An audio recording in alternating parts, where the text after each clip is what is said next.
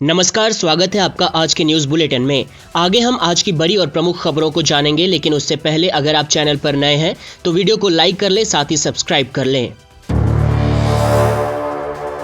किसी का भी फर्जी एनकाउंटर नाइंसाफी, अनुज प्रताप सिंह के एनकाउंटर के बाद अखिलेश का ट्वीट। सुल्तानपुर डकैती केस में यूपी एसटीएफ ने एक और आरोपी अनुज प्रताप सिंह को एनकाउंटर में ढेर कर दिया है। अनुज सिंह के एनकाउंटर पर सपा सुप्रीमो अखिलेश यादव का रिएक्शन सामने आया है। उन्होंने अनुज के एनकाउंटर को फर्जी बताते हुए कहा कि किसी का भी फर्जी एनकाउंटर नाइंसाफी है।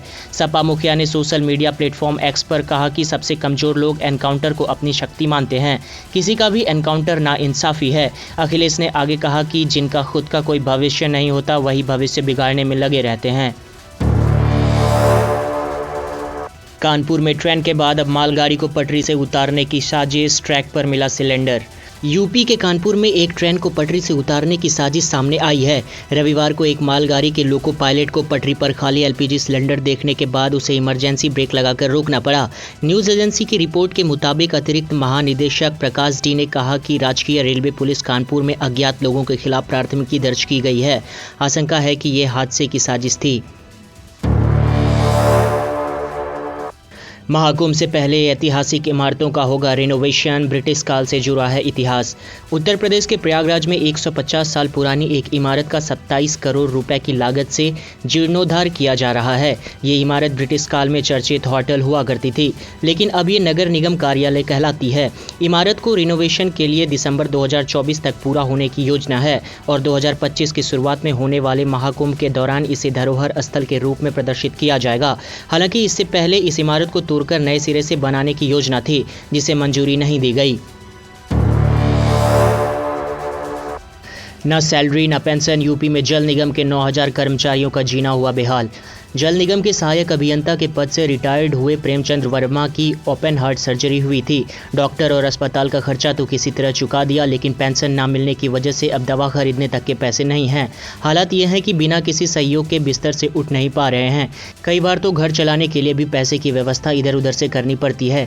इसी तरह की कुछ समस्या से जूझकर इंजीनियर के पद से रिटायर्ड हुए ख्वाजा मसूद अहमद भी परेशान हैं। उन्होंने ओपन हार्ट सर्जरी करवाई थी। ऐसी कहानी सिर्फ प्रेमचंद्र या ख्वाजा मसूद की नहीं, बल्कि उत्तर प्रदेश जल निगम के 9,500 कर्मचारियों और पेंशनधारी की है। इन सभी को 4 महीने से सैलरी और पेंशन नहीं मिली है। Diploma engineers pension welfare association Uttar Pradesh Jal Nigam के अध्यक्ष एसपी मिश्रा बताते हैं कि जल निगम नगरीय में 7142 पेंशनर्स और पारिवारिक पेंशनर्स हैं। इसके अलावा 2342 कर्मचारी हैं जिन्हें 4 महीने से सैलरी और पेंशन नहीं मिली है। 12 लाख दिए से रोशन होंगे 84 घाट, इस बार और भव्य होगी काशी की देव दीपावली। इस बार की देव दीपावली पहले से ज़्यादा भव्य होगी।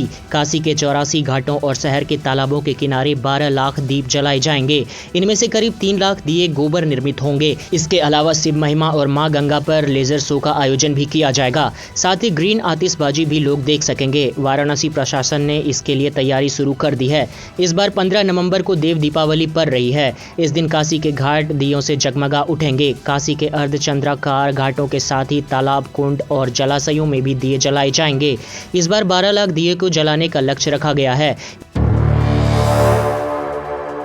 यूपी के एक और रेलवे स्टेशन के नाम को बदलने की तैयारी, सांसद ने रेल मंत्री से की सिफारिश।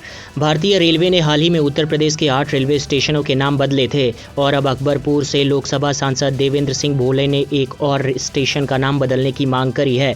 उन्होंने रेल मंत्री अश्विनी वैष्णव से मुलाकात कर कानपुर बांदा रेलवे लाइन पर स्थित कठारा रोड स्टेशन का नाम बदलकर कठारा धाम करने की सिफारिश की है। बीजेपी सांसद ने कहा कि कठारा गाँव के ऐतिहासिक, धार्मिक और सांस्कृतिक महत्व को देखते हुए यह कदम न्यायसंगत और आवश्यक है।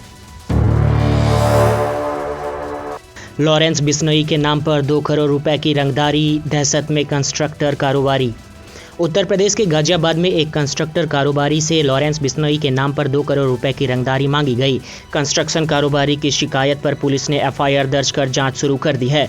पुलिस का कहना है कि आगे की कार्रवाई की जा रही है। वहीं घटना के बाद से कंस्ट्रक्शन कारोबारी दहशत में है। भारत दौरे से पहले निकली न्यूजीलैंड टीम की हवा, श्रीलंका ने गोल टेस्ट में कर दिया चित। श्रीलंका और न्यूजीलैंड के बीच 2 मैचों की टेस्ट सीरीज का पहला मुकाबला गॉल में खेला गया। इस मुकाबले में मेजबान श्रीलंका ने 63 रनों से जीत हासिल की। मुकाबले में न्यूजीलैंड को जीत के लिए 275 रनों का टारगेट मिला था, लेकिन उसकी पूरी टीम खेल के 5वें दिन 211 रन पर सिमट गई। श्रीलंका की जीत के हीरो स्पिनर प्रभात जयसूर्या रहे, जिन्होंने इस मैच में कुल 9 विकेट लिए। तो आज के न्यूज़ बुलेटिन में फिलहाल बस इतना ही। अगर आपको वीडियो इन्फॉर्मेटिव लगा तो आप वीडियो को लाइक कर सकते हैं। साथ ही हमसे जुड़ने के लिए चैनल को सब्सक्राइब कर ले। धन्यवाद। आपका दिन शुभ हो।